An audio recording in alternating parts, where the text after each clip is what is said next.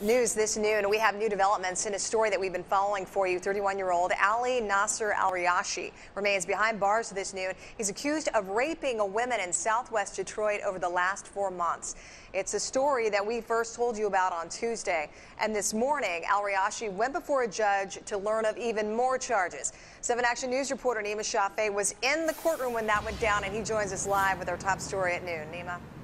Alicia, it's good to be with you. I'll tell you what, the news is not good for Al-Riashi and the 31-year-old Dearborn man who's been known to be a husband and a father. He learned of even more charges against him this morning, and we were inside the courtroom now, the video there, and you can see him inside the courtroom being arraigned by video, finding out that he would be charged with yet another charge of first-degree criminal sexual conduct, felony firearm possession, and a count of kidnapping. The sexual conduct and kidnapping charges, both we've learned, carry maximum life sentences.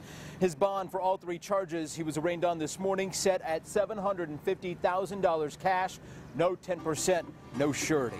The judge here also telling Al-Riashi during his arraignment that he can't have any contact with his alleged victims, and she also had another message for him. Take a listen now. I'm receiving information that you are not a U.S. citizen. I don't know if that's true or not. However, if bond is posted, your passport must be surrendered.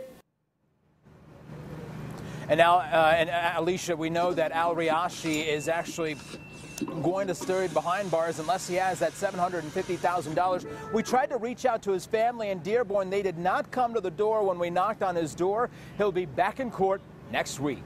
We're live outside the 36th District Court in Detroit. I'm Nima Shafee, 7 Action News. And Nima, you mentioned these 3 new charges and his $750,000 bond. That is cash only. Is that bond amount on top of the bond from the charges he was arraigned on earlier this week? Absolutely, Alicia. You know, I talked to the judge about that, and she said those charges from earlier this week are actually separate from the charges he was arraigned on today. So that $750,000 cash-only bond is actually in addition to that. If you may recall, he was actually set at $250,000 on the other charges, and of course given the opportunity to only pay 10%. But of course that didn't happen. As you saw, he was arraigned by video today. But again in court next week, and of course we'll see more about that and share that with you on later editions of Action News next week. All right, thank you for that live update.